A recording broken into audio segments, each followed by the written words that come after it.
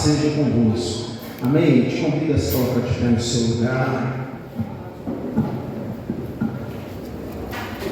Fechar os seus olhos.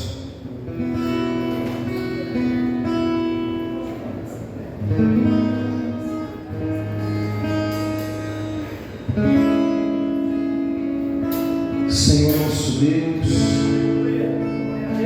nós glorificamos o Teu nome, nos achegamos, ó meu Deus, junto à Tua presença. Te pedimos, ó meu Deus, no nome de Jesus, que venha com o Seu poder, com a Sua graça sobre este lugar. Tome, Senhor, em Tuas mãos, meu Pai, as nossas vidas. Tome, Senhor, cada louvor, meu Deus, que será ministrado aqui. No nome do Senhor Jesus Cristo. Ministre, Senhor, a Tua presença neste lugar. Que cada pessoa, Senhor, possa sair daqui mais certo do que o Senhor tem para as suas vidas, no nome de Jesus. Que o seu nome seja glorificado em nome de Jesus Cristo. Levante as suas mãos, aplauda e louvore o nome do Senhor Jesus.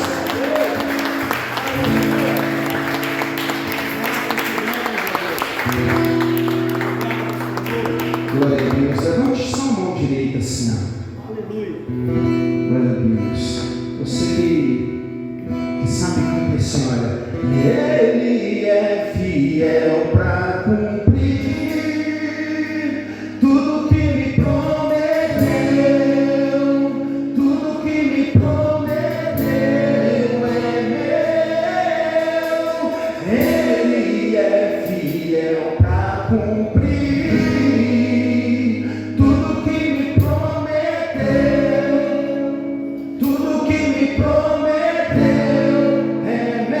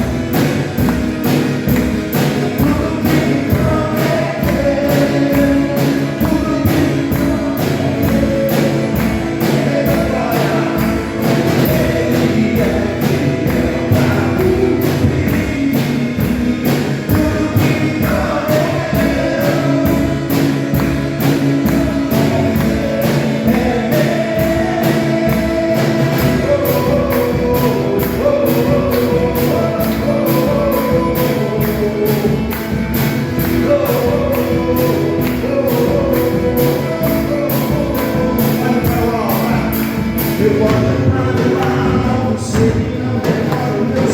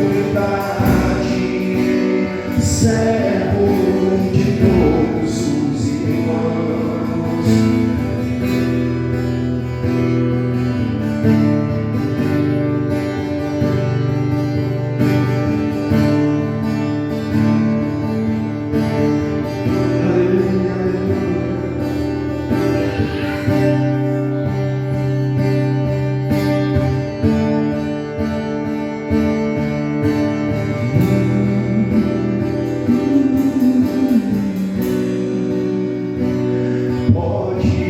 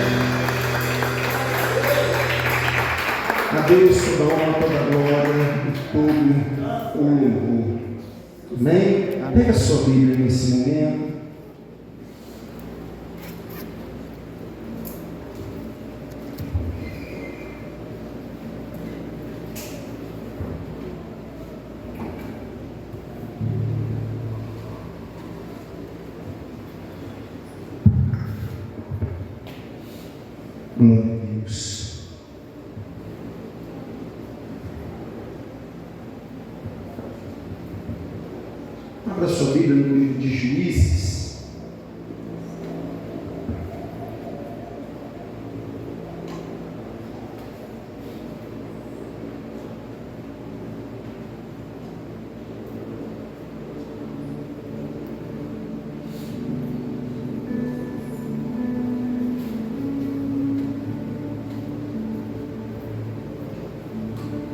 Juízes, capítulo de número 3.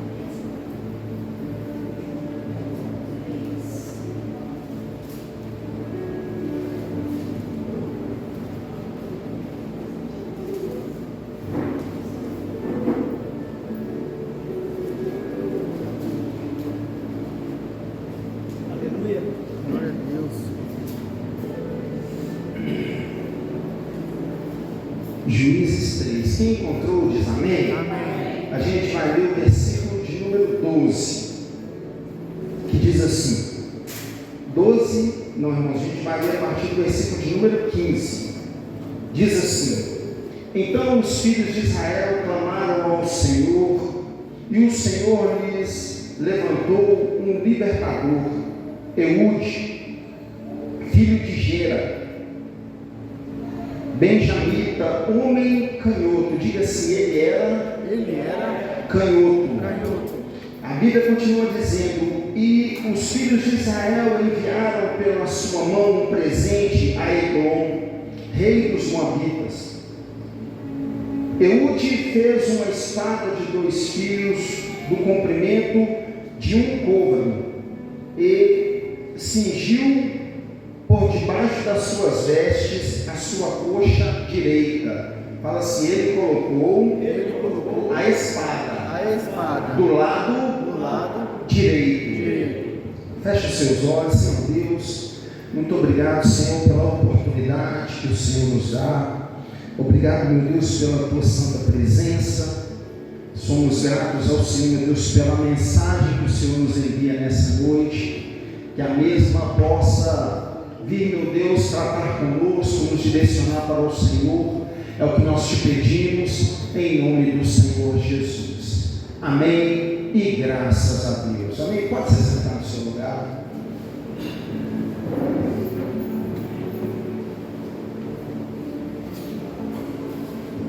Irmãos, 30 minutinhos aqui de mensagem, e essa mensagem aqui é uma daquelas que, se você não prestar atenção, você não vai entender nada. Quem está entendendo diz amém. Amém. Você tem que prestar atenção. A Bíblia vai dizer, no livro de 2 Pedro 2,9, o que Deus fala a respeito de Israel? Deus diz assim: vós sois a geração eleita, o sacerdócio real, nação santa, povo escolhido, para que proclameis as virtudes daquele que vos tirou das trevas para a sua maravilhosa luz. Esta palavra é direcionada a Israel. Nós precisamos entender que Jesus Cristo veio para quem, irmãos? Para Israel. Ele veio para os seus. Então nós precisamos entender que existe uma promessa maravilhosa sobre a vida de Israel. Nós temos que entender, no contexto da mensagem, que Israel é nada menos que Jacó, neto de Abraão.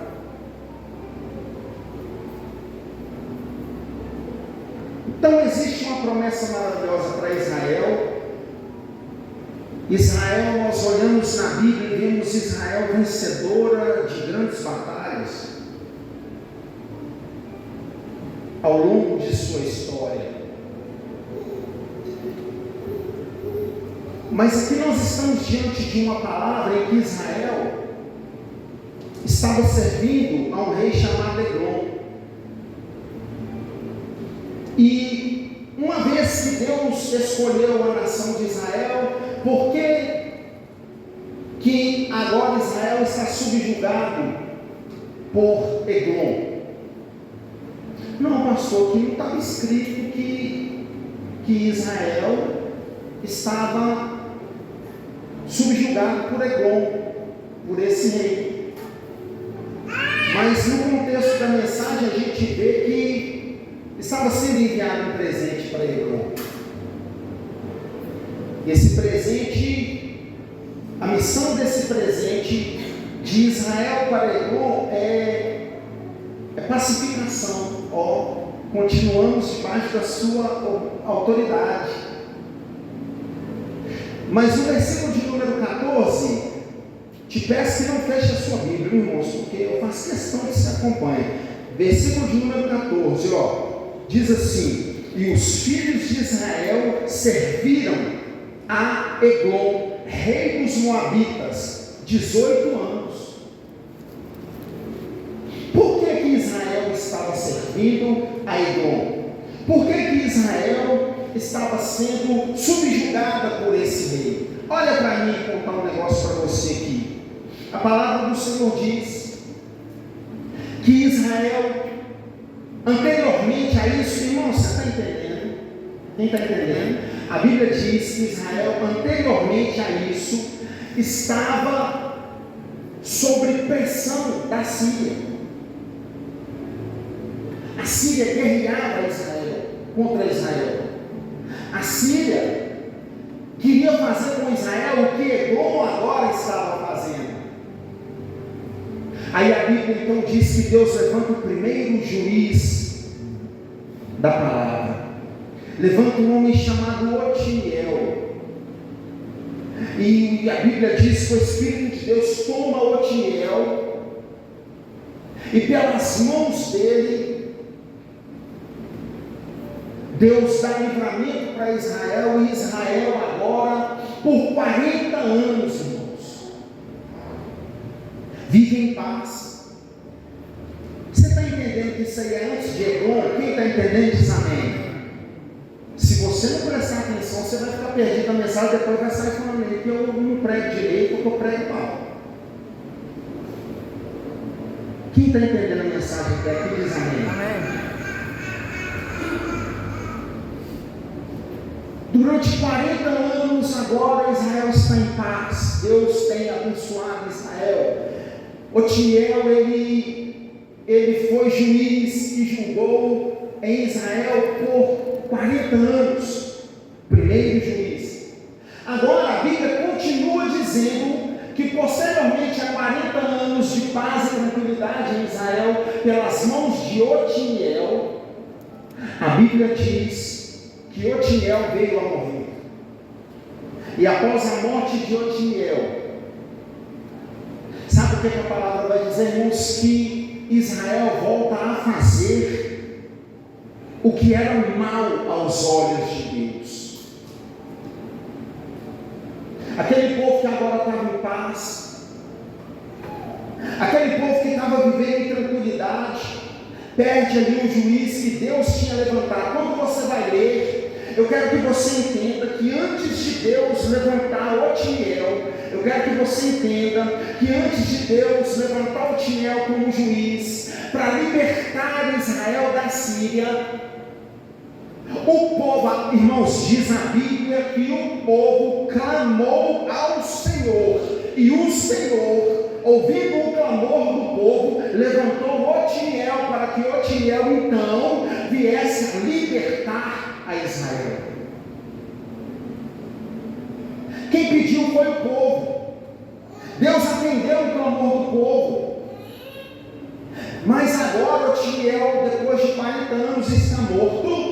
E a palavra do Senhor diz então que esse povo, o povo de Deus, começa a fazer o que era mal aos olhos do Senhor. Sabe o que acontece? A palavra do Senhor vai dizer, depois você pode ler, está tudo aí antes, um pouquinho, tá?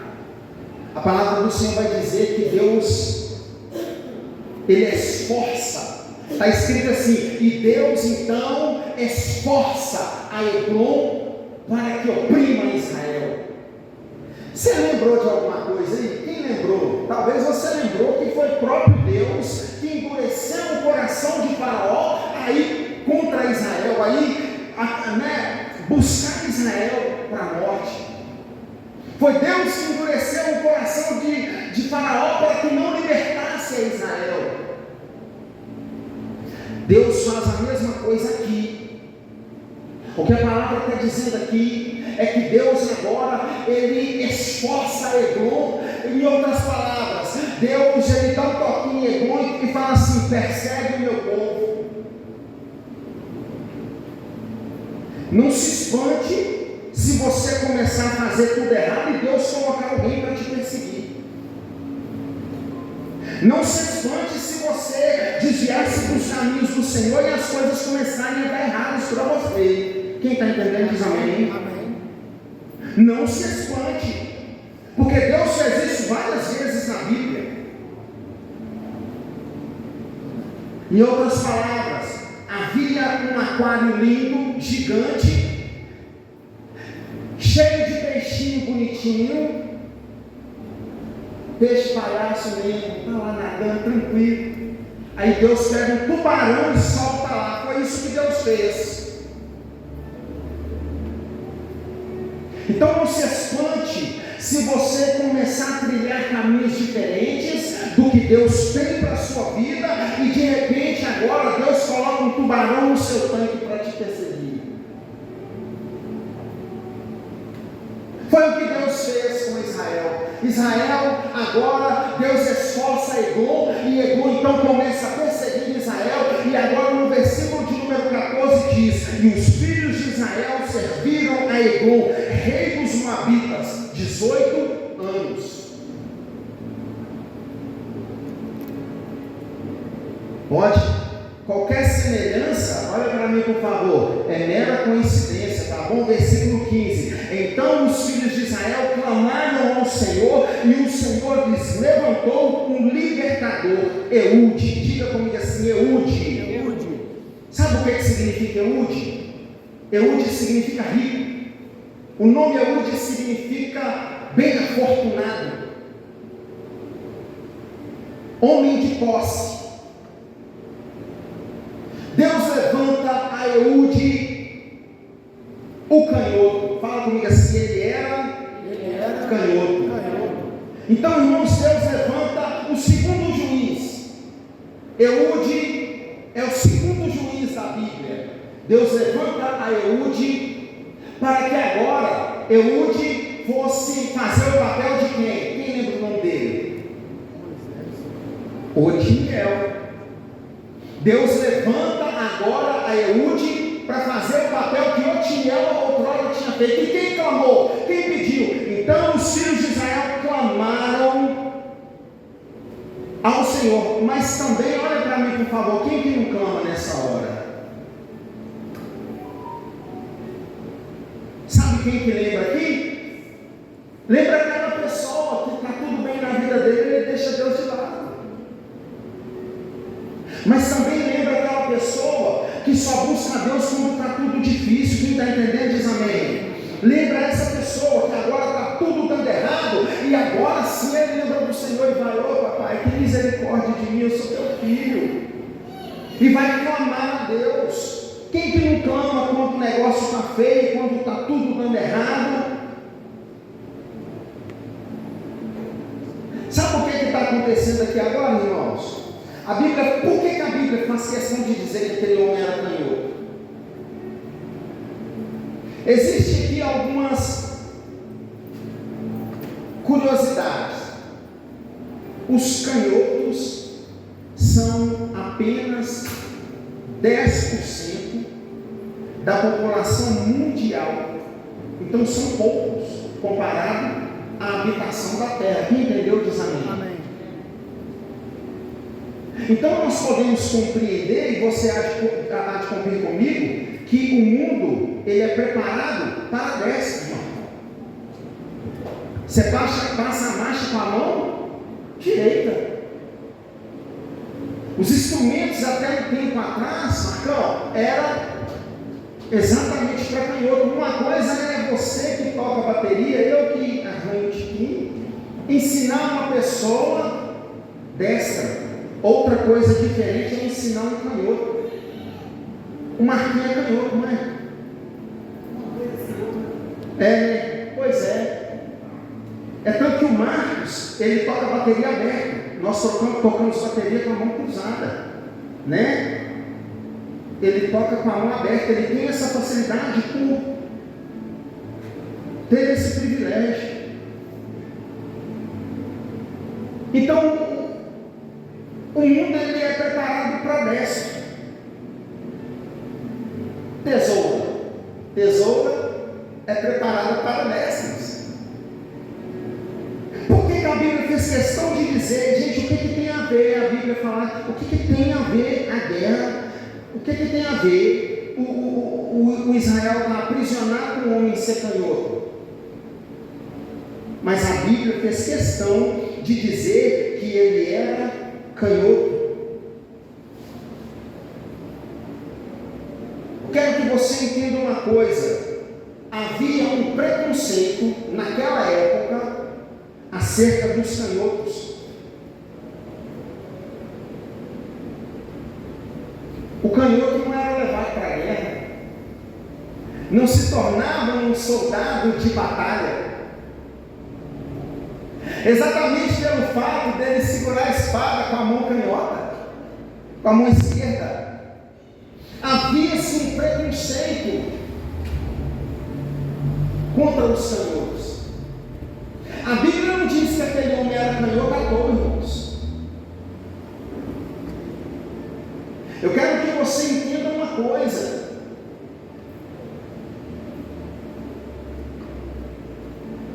é como se Deus olhasse para alguém que as pessoas desprezavam. É como se Deus olhasse para alguém que as pessoas falavam assim: não, você não dá, está escolhendo quem é do time de quem, irmão? Quem é do time de quem? Aí, não, eu não quero Vinícius não. Aí vai só o Vinícius ficando por último. Só o Vinícius ficando por último. Aí, no fim das contas, tem lá o Vinícius e tem um outro lá que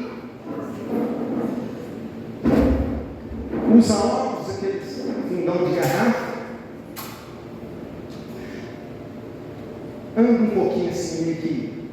Aí a pessoa fala: não, vou querer o Vinícius não, eu vou ficar com você. Aí o Vinícius fica na de fora. Era o que estava acontecendo. Deus olhasse para alguém rejeitado e dissesse assim: é você que eu quero, você vai fazer parte do meu time. Quem está entendendo a mensagem diz amém. Quando você olha a história de um outro juiz da Bíblia, chamado Jefté, ele foi rejeitado pelos seus irmãos, porque a mãe dele era de baixa meretriz, e eles disseram: você, Jefté, não vai herdar conosco. Sabe por quê? Porque a sua mãe é uma meretriz. E Deus então levanta Jefté, porque a Bíblia diz que Jefté era um homem valoroso. E Deus dá vitória para Israel através da vida de Jefté. Deus tem costume de fazer dessas coisas. Deus tem costume de escolher aquele que ninguém quer. Você está entendendo a mensagem? Diz amém. Por que Deus faz isso? A palavra do Senhor vai dizer em 1 Coríntios 1:27, Deus escolhe as coisas loucas desse mundo para confundir as sábias. Nós vamos ver Ana agora se regozijando diante do Senhor em 1 Samuel 2:8, dizendo assim: porque Deus levanta o pobre do pó e do monturo ergue o necessitado para os fazer assentar com os príncipes. Deus tem costume de levantar aquele que é rejeitado. Deus tem costume de levantar aquele que ninguém quer. Você está entendendo? Diz amém. Deus tem o costume de levantar pessoas improváveis, pessoas que talvez estão sem perspectiva de vida, pessoas que já desistiram. Deus tem o costume de levantar essas pessoas e de dar uma nova história para essas pessoas e de fazer alguma coisa diferente na vida dessas pessoas. E tudo que a Bíblia está dizendo aqui é que ele era canhoto.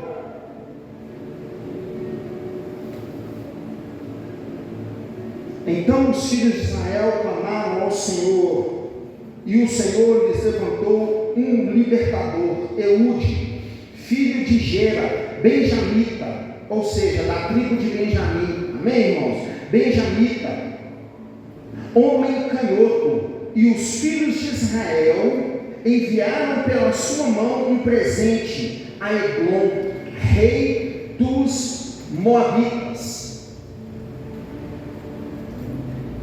Eu quero aqui falar de alguns detalhes acerca do que a palavra do Senhor está dizendo no restante.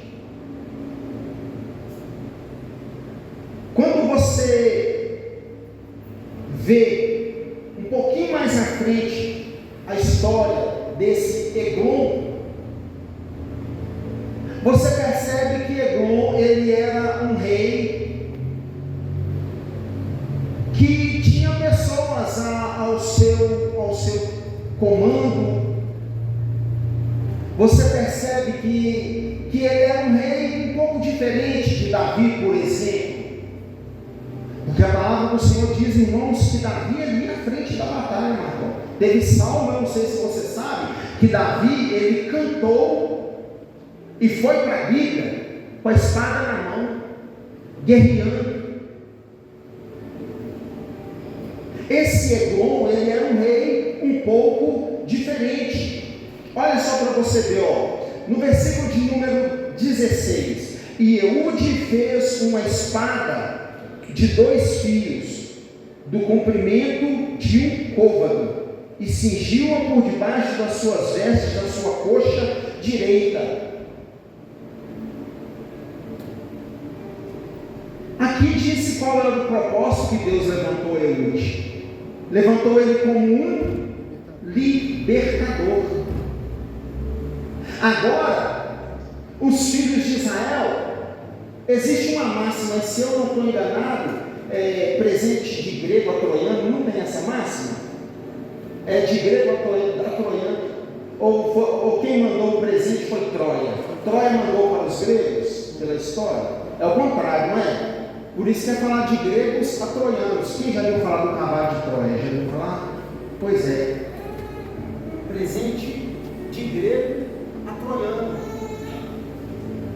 Poderia ser isso? Sim.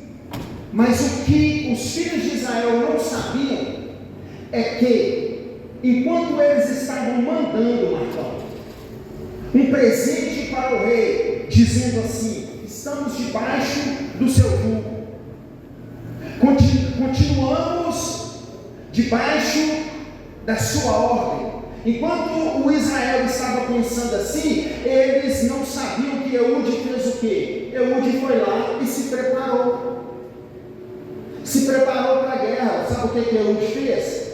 Ele, com as suas próprias mãos, fez uma espada de 2 fios ou 2 gumes, ou seja, cortava para os 2 lados.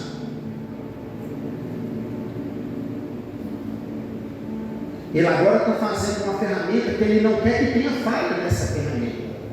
Ele quer que essa ferramenta atenda ao propósito ao qual ele está fazendo ela. Você está entendendo? Amém ou não amém? Eu quero abrir um parênteses aqui para poder dizer a você uma coisa. Você tem que estar preparado. É necessário estar preparado para uma guerra, porque guerra, a gente acha que a pior guerra que tem é a da bomba, é a do tiro, é a da espada. Não, mas a pior guerra que tem, o apóstolo Paulo, ele falou a respeito dela. A luta não é contra a carne nem sangue, mas contra os principados e potestades, contra os dominadores desse século. E ele fala de uma região aonde? Celestial. É necessário a igreja estar preparada. Aqui Eude, ele está literalmente fazendo uma espada. Eu e você sabemos que o apóstolo Paulo também falou lá a respeito de que e de qual é a espada do crente.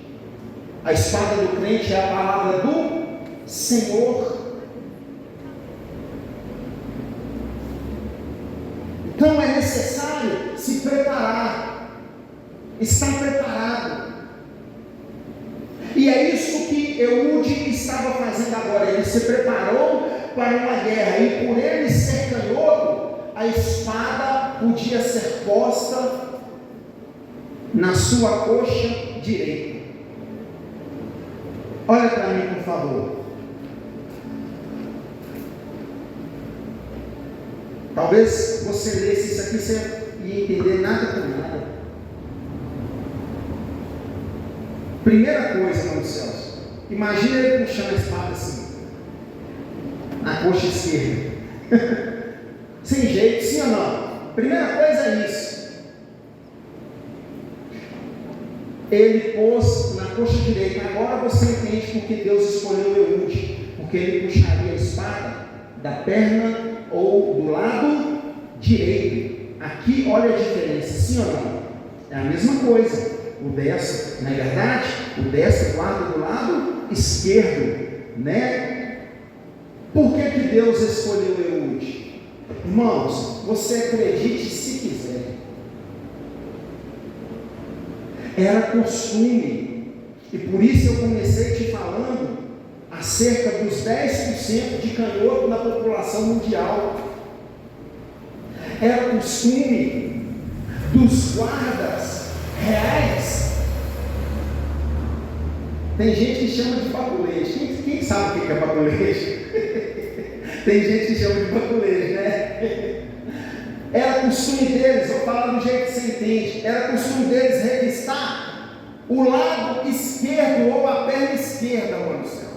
A coxa esquerda, revistava-se o lado esquerdo, porque na sua grande maioria os soldados eram direitos, e eu te disse, soldado não ia para a guerra. Então, aqui a gente encontra o motivo pelo qual Deus escolhe Eude. Aquilo que para muitos era uma debilidade, aquilo que para muitos era uma falha, aquilo que para muitos era visto como uma deficiência, porque pode pesquisar para você ver, já foi visto como uma deficiência, até que, eu estou te falando de coisa que eu já pesquisei, até que cientistas e estudiosos entenderam que isso tinha a ver com o cérebro. Ser canhoto tem a ver com o cérebro. Então Deus olha aquilo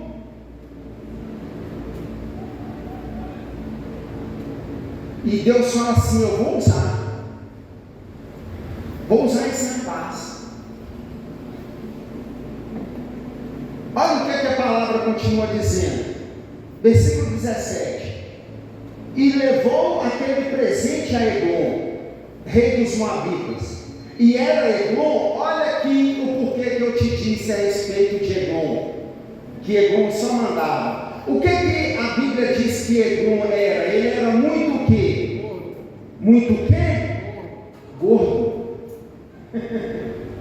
Eglon não ia para a guerra. Eglon, ele estava sentado tranquilamente, dando ordens. Esse homem não ia para a guerra, esse homem não ia guerrear, esse homem não ia para a peleja. Irmãos, a Bíblia está dizendo que ele era muito gordo.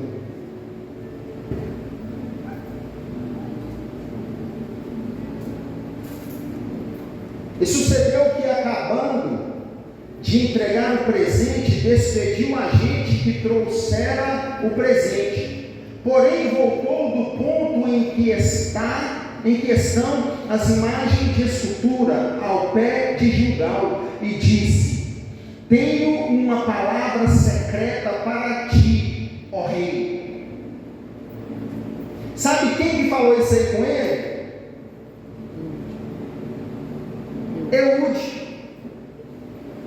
Eude chega para ele e fala assim: rei, eu tenho uma palavra secreta para te contar. Eu tenho algo que é só para você. Olha o que a palavra continua dizendo. Aqui eu quero antes até aproveitar para poder dizer a você. Vamos entender aqui. Ele conseguiu entrar. Amém ou não amém? Passou por uma revista, conseguiu entrar. Ele está diante de Eglon, ele está diante do rei. Significa que ele passou tranquilamente. O rei decidiu quem trouxe o presente, e ele agora vai no foco do problema. Quem que era o problema? O Eglon, o rei. Ele que era o problema. Ele fala. Eu imagino procurar uma estratégia, eu imagino que talvez ele chegou ali já com isso premeditado. Ele pega e fala assim: rei, eu tenho uma palavra secreta para você. Olha aqui para mim, por favor, irmãos. Você consegue dormir tranquilamente se eu te mandar uma mensagem e falar com você? Falar com você assim, rapaz, eu estou precisando conversar com você. Eu vi Não, depois eu te falo. Você consegue? Quem não consegue dormir tranquilamente? Eu não consigo. Quem já assistiu Bolt? Os pombinhos lá do Bolt. Esse pega e fala assim, não, rapaz, eu já vi esse cachorro. Aí um dos pombinhos pega e fala assim, eu tenho que descobrir, senão eu não vou nem conseguir dormir. Eu sou esse pombinho. Eu não consigo dormir, irmãos. Não fala comigo que precisa conversar comigo. Se você quiser me falar isso aí, me fala cedo que dá tempo de eu chegar a você até o fim da tarde. Mas pelo amor de Deus, não deixe chegar de noite para falar comigo e quer conversar comigo, não, porque eu não consigo nem dormir. Não consigo, não. Aqui, cá para nós, o rei Eglon ficou curioso ou não ficou? Ficou. Eu tenho uma palavra secreta para ti, ó rei. Ele ficou curioso. O Eude foi no foco do problema. Eu trago isso aqui para eu e você, viu? Olha para mim, por favor. Se tem alguma coisa para resolver, entenda que existe um foco. Eu quero aproveitar para te dizer, você precisa ter um foco em todas as áreas, para a família, problema, amém. Você tem que ter um foco. E Eude foi exatamente no foco do problema, no versículo de número 20. E Eude entrou num cenáculo fresco, que o rei tinha para si só, onde estava assentado, e disse Eude: tenho para ti uma palavra de Deus. Olha para mim aqui, por favor.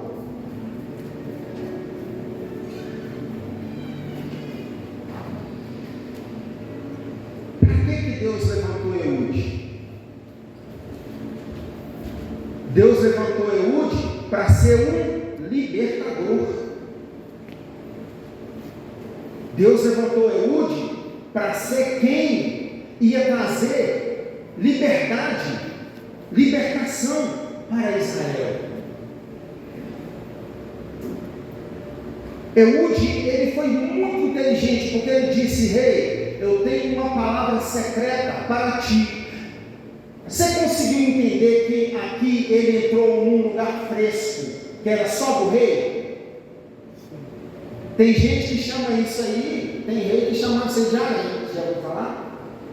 É um lugar fresco onde o rei está ali para receber uma mata, assim. Um lugar só para o rei. O que aconteceu? Eu tenho uma palavra secreta para ti. O rei ficou curioso e falou para ele: vem aqui não. É a mesma coisa de chamar ele para um lugar mais confortável da casa. Vem cá, senhor, vem, vamos, senta aí.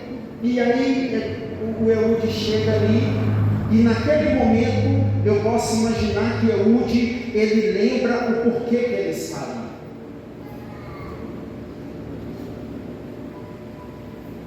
Irmãos, Eude iria tirar a vida de Eglon. E naquele momento eu imagino que Eude, ele lembra o porquê que ele está ali. Ele diz assim: olha, eu tenho uma palavra de Deus para ti. É como se ele estivesse dizendo assim: foi Deus que me enviou aqui. Independente do que vai acontecer daqui para frente, eu estou aqui amando de Deus. Foi Deus que me trouxe aqui. O nome disso, irmãos, é identidade. O nome disso aí é propósito. E o primeiro é identidade. Você tem que saber que Deus te chamou para algo. Você tem que saber que a sua vida, olha, o seu fôlego não está aí aleatório. Quem está entendendo o que eu estou pregando aqui diz amém. Seu fôlego não está aí aleatoriamente. Você tem que entender que Deus, ele tem propósito na sua vida. Deus, como eu te disse de 1 Samuel 2,8, Deus não levanta o pobre do pó à toa, irmãos. Deus levanta o pobre do pó com propósito. Entenda isso aí no nome de Jesus. Você tem que ter uma identidade cristã.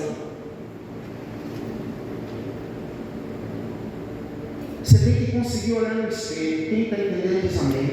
Olha para mim, por favor, no nome de Jesus. Você tem que conseguir olhar no espelho e saber que ao olhar ali, você está vendo o reflexo que Deus colocou em você. Você está entendendo? Amém ou amém? Você está vendo o reflexo que Deus colocou em você. Tem a identidade de servo de Deus. Tem a identidade no meio da sua família. Tem a identidade, sabe, onde você estiver, onde você chegar. Eude estava ali com o propósito de tirar a vida de Edom. E no entanto, ele chegou diante dele e disse: eu tenho uma palavra de Deus para ti. Foi Deus quem me trouxe aqui. É Deus quem me colocou aqui. Eu estou aqui a mão de Deus. É não se esquecer de Deus, de onde Deus te tirou. É não se esquecer do propósito que Deus tem na sua vida. Você está entendendo a mensagem? Diz amém.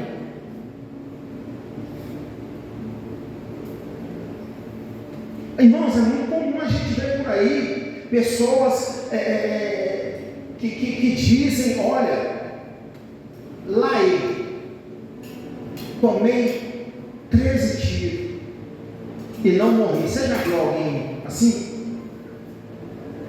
Rapaz, caí de 15 metros de altura, não morri. Eu, pouco tempo de convertido, lembrei, vou te falar. Pouco tempo de convertido, eu estava trabalhando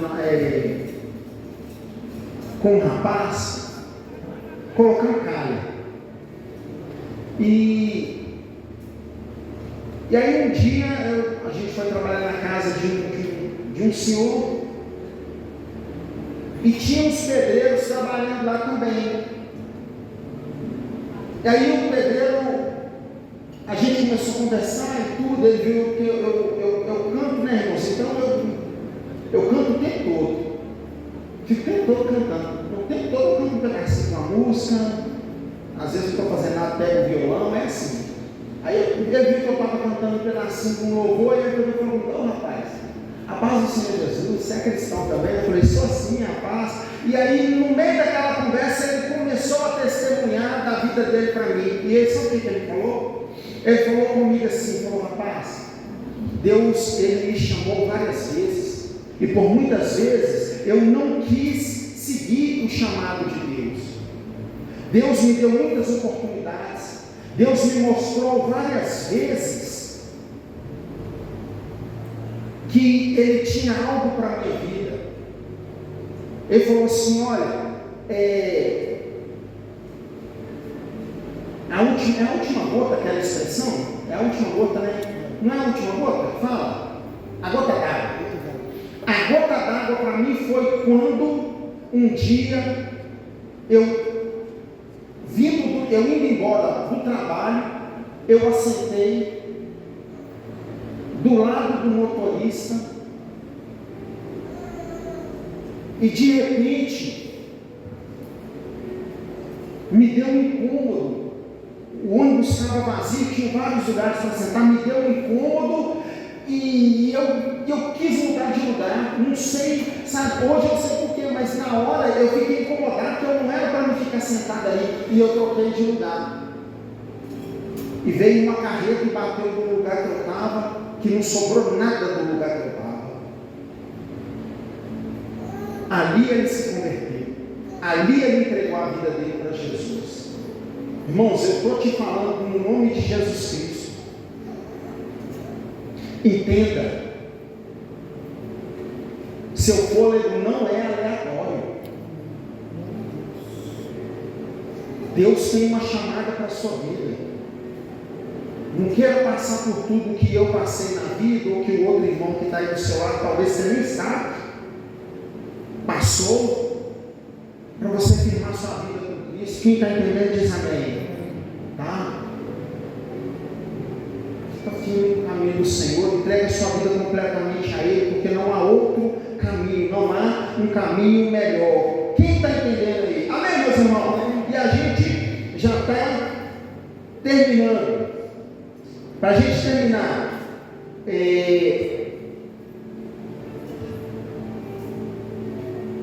vamos ler até lá. Eu quero terminar no 28, mas vamos ler até lá. E levantou-se da cadeira. Então Eude estendeu a sua mão esquerda e lançou mão da espada da sua coxa direita e lhe cravou no ventre, de tal maneira que entrou até a empunhadura após a folha. Irmãos, olha aqui para mim, que espadada, hein? Olha para mim, por favor, olha para mim. Eu sei que você está doidinho para ver o final da história aí, mas olha para mim. Você entendeu por que eu te disse que você tem que ter uma estratégia? Você entendeu por que eu te disse que você precisa, é necessário estar preparado? Um facão, mano Celso, muito provavelmente teria dificuldade de entrar do jeito que essa espada entrou, mas a espada entrou até o cabo da espada, entrou na barriga dele, e tinha a barriga ali, né, irmãos? Porque a Bíblia diz que o homem era fortinho. Olha só para você ver, a empunhadura após a folha, e a gordura encerrou a folha. O que aconteceu? A gordura dele encerrou a folha, Marcão. Ou seja, segurou. Ele não conseguiu tirar a espada, olha só para você ver, porque ele não tirou a espada do ventre, e saiu-lhe o excremento. Aí eu não vou deixar sem entender, porque eu prefiro não dissertar a respeito disso aí. Mas quem entendeu o que aconteceu aqui?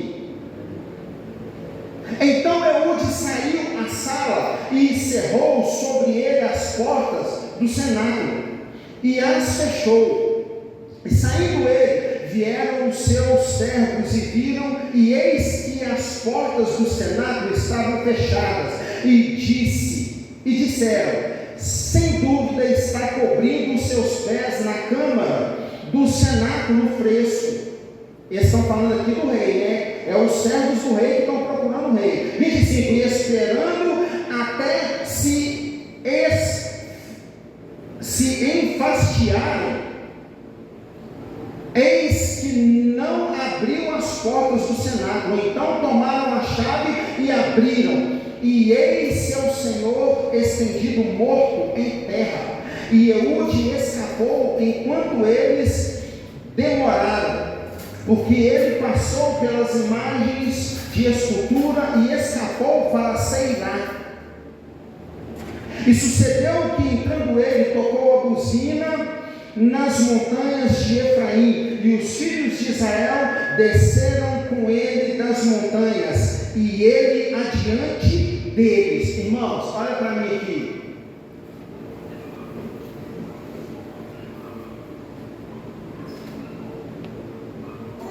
O Eude matou o rei,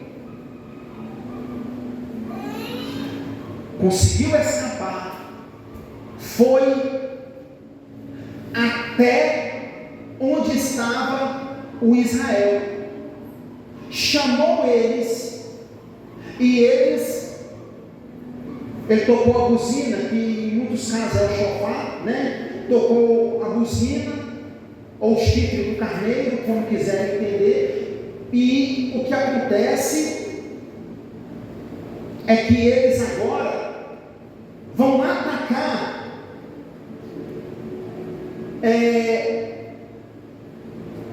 os soldados que ficaram dos moabitas. Eu não sei jogar xadrez, mas eu também não sou muito bobo.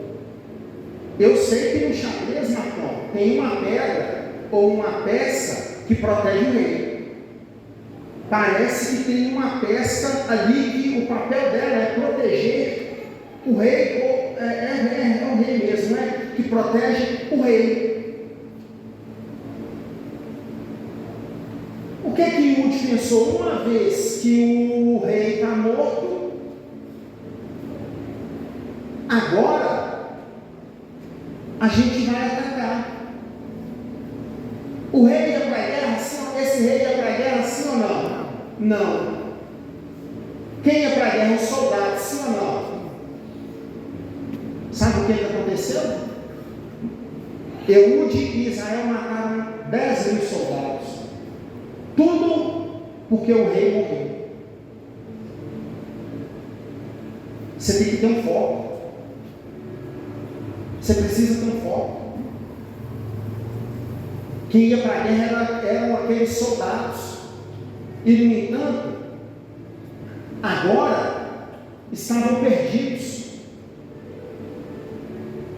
Muito provavelmente aquele rei não ia para a guerra, mas era um bom estrategista. Entendeu? Era um bom estrategista, era uma pessoa inteligente. E aí, irmãos, a gente termina aqui entendendo que por meio de um homem, Deus livrou uma nação. Amém? Por meio de um homem, Deus livrou uma nação. Você imagina uma nação unida? Você imagina um povo unido? Você imagina se eu e você entendermos o nosso lugar na casa de Deus, nós entendermos o nosso lugar, sabe, na nossa nação, no nosso estado, na nossa cidade. Imagina se você conseguir entender hoje, olha para mim, imagina se você conseguir entender hoje qual é o seu papel dentro da sua casa. Quanta diferença não vai acontecer lá? Amém, irmãos? Versículo 28 para terminar. E disse-lhe: segue-me, porque o Senhor vos tem dado a vossos inimigos, os moabitas, na vossa mão. E desceram após ele, e tomaram os vales do Jordão a Moabe, e nenhum deixaram passar. E naquele tempo feriram dos moabitas 10.000 homens. Amém, irmãos? Terminamos aqui a mensagem. Tomara que você tenha conseguido entender em nome de Jesus. Se coloca sobre os seus pés.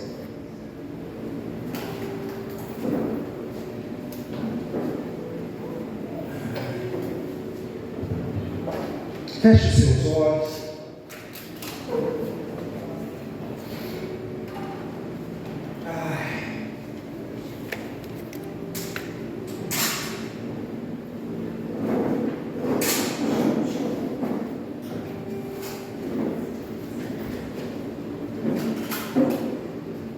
Olha para mim aqui, irmãos, por favor. Falei para fechar os olhos, mas eu mudei de ideia. Um dos maiores profetas de Israel foi Jeremias. Mas eu quero que você entenda isso aqui, para fechar com chave de ouro, amém? Um dos maiores profetas de Israel foi Jeremias. No entanto, nos seus dias de vida, nos céus, ele profetizava e não acontecia. Sabe por que existem lamentações de Jeremias? Porque Jeremias reclamava com Deus. Ele chorava. Você sabe que Jeremias é conhecido como profeta chorão. E por isso tem lamentações de Jeremias. Ele chorava diante de Deus e falava: o Senhor me chamou por profeta, mas tudo que eu profetizei não aconteceu. Eu profetizava e não acontecia. Aí sabe o que a Bíblia diz? Que esse Jeremias, em uma de suas palavras, ele fala assim: olha, eu quis parar, mas os meus ossos queimaram ao ponto de eu não conseguir parar. Irmãos, ele falou que os ossos dele, ele quis parar, mas havia um fervor, sabe, uma quentura tão grande dentro dele por essa palavra, por esse Deus que nós estamos aqui, que ele não conseguiu parar. Eu digo a você, eu quis parar várias vezes, irmão do céu. Tiveram domingos, tiveram quartas-feiras que tinha 3 pessoas na igreja, 4, que eu quis parar várias vezes, mas eu não consegui parar. Está entendendo? Não consegui parar. Eu digo a você no nome de Jesus Cristo, saiba que Deus, Ele te chamou com um propósito. Saiba disso. O nome disso aí é identidade. Amém? Feche aí os seus olhos, vamos orar a Deus. Baseado na mensagem que você ouviu, entrega seu coração na mão de Deus aí agora. Senhor Deus, nós glorificamos o Teu nome, nós exaltamos, ó meu Deus, ao Senhor e a Tua presença. Rendemos graças, ó Deus, diante da Tua palavra, diante do Senhor. Agradecemos ao Senhor, meu Deus, pelo privilégio de poder estar aqui agora. E pessoalmente eu te peço que abençoe cada coração aberto aqui. Pessoalmente eu te peço, ó Deus, que onde essa mensagem chegar, seja, Deus, através da vida de alguém, seja por meio da internet, alguém que vai receber essa mensagem, que essa mensagem, Deus, ela tenha o poder, meu Pai, de transformar a nossa vida, que nós sabemos sair daqui hoje, ó meu Deus, certos de que o Senhor, meu Deus, tem nos dado estratégia, de que o Senhor nos chamou, de que o Senhor tem propósito para a nossa vida, que não é à toa que essa vontade, ó meu Deus, de fazer a Tua obra queima dentro de nós, não é à toa, meu Deus, que o Senhor, meu Pai, nos deu dons. Não é à toa, meu Deus, que o Senhor nos presenteou, ó meu Pai, com dons, ó meu Deus. Não é à toa, meu Deus, que temos habilidades. Não é à toa, meu Deus, é porque o Senhor nos presenteou para que nós possamos, ó meu Deus, fazer a Tua obra, para que nós possamos, ó meu Pai, cumprir com a Tua vontade, com a Tua palavra, com o ID, é para que mais pessoas sejam alcançadas através da nossa vida, é para que a nossa família seja impactada pelo testemunho do Senhor na nossa vida, meu Deus, no nome de Jesus. Tome em Tuas mãos, meu Pai, a vida dessa pessoa e faça ela entender, meu Pai, que o Senhor tem propósito para a vida dela. Levanta-nos,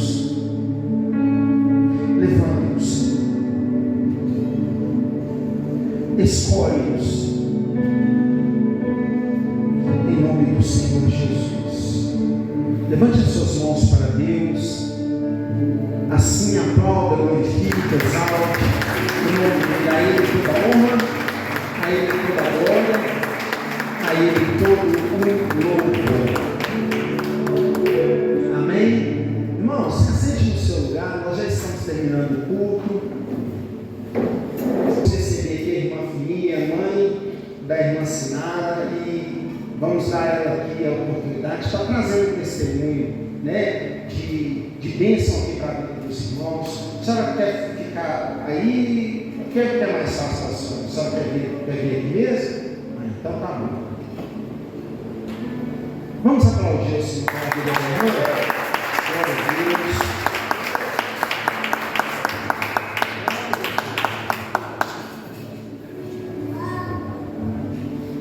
Irmãos, eu estou aqui para dar um testemunho que Deus me trouxe de bom e dizer aos irmãos que a paz do Senhor esteja com todos. Amém. Porque Deus esteve comigo todo momento que eu fiquei desenganada. Eu tive um AVC junto com a pneumonia dupla. Meu médico me levou para o hospital e eles me entubaram. Eu fiquei internada há 30 dias e fiquei entubada 12 dias. Eu não ouvia, eu não enxergava e eu não escutava.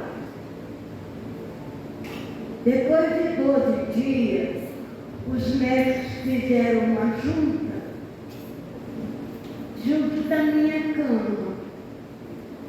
Aí eu via vulto, escutava sons, mas eu não conseguia falar. Mas eu ficava com sentimento em Deus, pensando, Senhor da glória, eu não nasci assim, eu não aceito essa enfermidade na minha vida, porque eu nasci sã, espero de Ti a honra e o milagre do Teu santo nome. Pois foi. Deus fez a obra. Aleluia. Aí eu ouvi um dos médicos falar comigo. Pisca os olhos. Aí eu pisquei meus olhos. Lá onde eu ouvi outro, falou comigo assim, põe a língua para fora. Irmãos, eu botei 1 metro de língua para fora para mostrar que eu estava viva. E Deus me trouxe de volta. Meu médico falou comigo, o médico falou com ele, que eu não ia voltar para casa. Ele falou no meu ouvido que ele estava sempre junto comigo. Eu olhei para cima, tudo branco, e falei, Deus, a última palavra é tua. Glória a Deus. E Deus me ouviu. Aí eu aqui. A última palavra foi do Senhor. E eu estou aqui. E hoje eu vim dar o meu testemunho porque eu sei que foram 3 igrejas que oraram pela minha vida. Eu tenho 78 anos, uma força enorme de viver e uma fé maior ainda em Deus.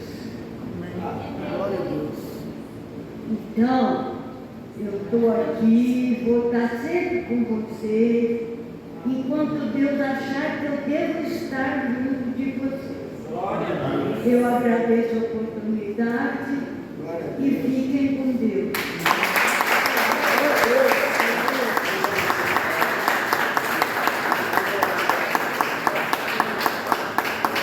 Eita, glória, que bênção, né, irmãos?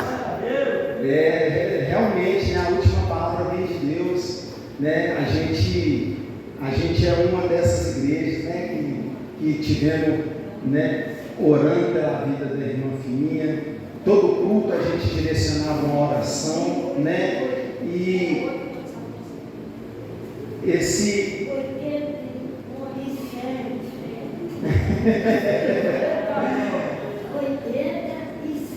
que venham muitos mais em nome de Jesus, né? Eu fico assim impressionado com a lucidez da irmã Fininha, ela é muito lúcida, né? E muito esperta. Deus é inteligente, Deus abençoe, né? Em nome de Jesus. E assim, esse testemunho vem para cavar tudo que foi pregado aqui. Deus nos escolhe. A última palavra vem dele mesmo, né? Então, assim, fico feliz que o Senhor possa continuar dando saúde a senhora no nome de Jesus, né? A cada dia, tá bom? E fique com essa palavra, irmãos, tá? A última palavra vem de Deus, amém? Tá? Vamos aplaudir a Jesus mais uma vez. A Ele toda a honra, a Ele toda a glória, a Ele todo o louvor. Vamos aos nossos lares? Se coloquem sobre os seus pés. Se você pode estar fazendo uma oferta, pegue aí na sua mão. Se você vai estar dizimando, pegue aí na sua mão, em nome de Jesus.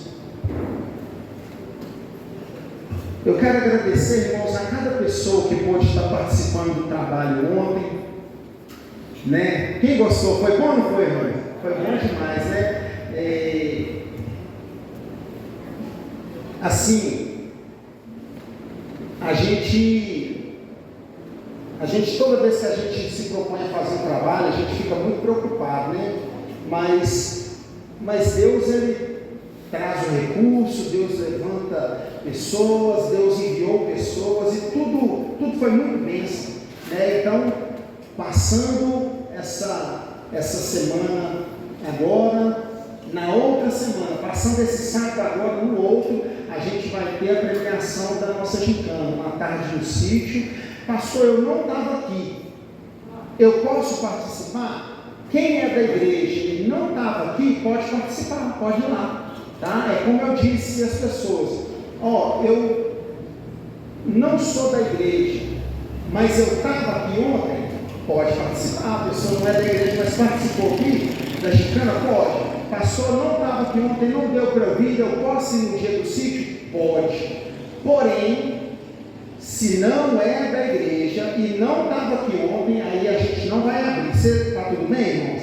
Tá? Não é da igreja e não estava aqui ontem, a gente não vai abrir, até para poder estar honrando com quem se esforçou, teve aqui. Mas você, pastor, sou da igreja, estamos juntos, estou aqui, posso ir no dia? Pode. Vai ter um churrasquinho, o povo que perdeu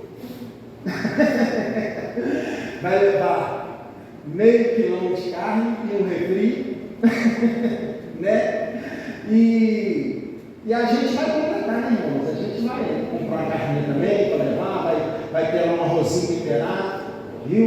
Muito bem feito, vai ser muito bacana. Mais uma vez, agradecer o irmão Anderson, que está nos abençoando com essa tarde no sítio lá. É sem ser sábado agora, no outro. A partir de que hora, pastor? Meio-dia. Tá bom? Como a gente vai fazer um churrasquinho, aí não precisa comer em casa, né? A gente já chega queimando doido, né? Vamos aos nossos lares. Deus abençoe, irmãos. Está cheio de projeto, viu? Estamos cheios de sonhos, cheios de projeto. Eu e o pastor, nós estamos sonhando. Vai vir dia das crianças, já tem projeto já para o dia das crianças. Coisa bênção, né? O irmão Anderson, ele deu uma boa ideia aqui ontem, e a gente vai seguir com essa boa ideia que ele deu. O dia, né, das crianças, a gente vai fazer um evento bacana aqui, a gente vai fazer uma rua de lazer aqui, vou conseguir fechar essa rua, vai ter um monte de negócio bacana aqui, tá? Máquina de pipoca, algodão doce, cama elástica, e a gente vai fazer uma festança aqui em nome de Jesus. Amém? Vai dar tudo certo. Estamos cheios de sonhos aí. Amém? Fecha aí os seus olhos. Senhor Deus, muito obrigado por este culto, pela oportunidade de pregar a sua palavra. Obrigado, Senhor, por falar comigo a mensagem que é para ser dita à sua igreja, e assim falar comigo também a sua vontade acerca da minha vida e ministério. Muito obrigado, Senhor, porque o Senhor nos trouxe até aqui. Eu peço ao Senhor que nos conduza, não só a nossa casa em segurança, mas também a uma semana de bênção, debaixo do seu cuidado, debaixo da sua proteção, no nome de Jesus. Deus querido, peço ao Senhor, meu Deus, para que o Senhor guarde a família, guarde, Senhor, até mesmo, meu Deus, os que não estão aqui agora, os que talvez moram longe, mas representam, meu Deus, a família dessa igreja, que só possa proteger, guardar, livrar do mal, no nome de Jesus Cristo. Deus querido, eu apresento ao Senhor dizimista, ofertante fiel. Peço ao Senhor, Deus, para que o Senhor continue abençoando a vida, a casa, a família de cada fiel, no nome de Jesus. Abra as janelas dos céus e derrame bênção sem medida sobre a casa de cada um, em nome do Senhor Jesus Cristo. Que o amor de Deus o Pai, a graça de Jesus o Filho, que a comunhão e a consolação do Espírito de Deus seja com cada um de nós e conosco permaneça para sempre, e todos digam amém. Irmãos, aqui antes de te despedir, eu estou fazendo um negócio já tem alguns dias, e eu acho que se é bom para mim, vai ser bom para você também, amém? Então eu vou te indicar como propósito. Hoje é domingo, dia 15, né? Hoje é 15, domingo 15. Eu decidi fazer isso aí sem limite, mas eu quero te convidar por 7 dias. A partir de hoje, quem tem Bíblia em casa? Quem tem Bíblia? Irmãos, tem que ter uma Bíblia, né? Nós temos que ter Bíblia, viu? Eu tenho aberto a minha Bíblia todo dia antes de dormir, eu leio em voz alta o Salmo 91. E eu digo assim: esta palavra está sobre a minha vida, sobre a minha família e sobre o meu coração. E eu deixo a minha Bíblia dormir no Salmo 91 aberto. No outro dia eu fecho ela. E à noite eu faço a mesma coisa. Quem topa? Você topa fazer isso? Você vai ver a paz que você vai dormir. Você vai ver. Não, estou te falando sério. Pastor, por que o senhor cismou de fazer isso? Irmãos, eu estava sofrendo severas opressões do inimigo. Eu nem estou brincando, estou te falando sério. Ao ponto do inimigo tentar me enforcar na minha cama. E eu levantava e orava e falava: Senhor, eu não aceito. Um dia Deus me deu uma estratégia. Eu falei: olha, eu vou ler aqui o Salmo 91. E eu li. E eu disse, no primeiro dia eu disse: essa palavra está sobre a minha vida, sobre a minha família e sobre o meu coração. E eu deixei dormir aberto e fui dormir. E você está entendendo? Você está entendendo? Isso aí é religião? Não, irmãos, isso é Bíblia. Sabe o que eu disse para Deus naquele dia? Eu falei: Senhor, eu não aceito na minha vida isso. Sabe por quê? Porque eu sou o teu servo. Essa palavra está sobre a minha vida. É através dela que eu vi. E pensa, 7 dias, a partir de hoje. Amém? Vai em paz, que o Senhor Jesus te abençoe. Pode vir à frente, dizimar, ofertar, ou só receber o Senhor.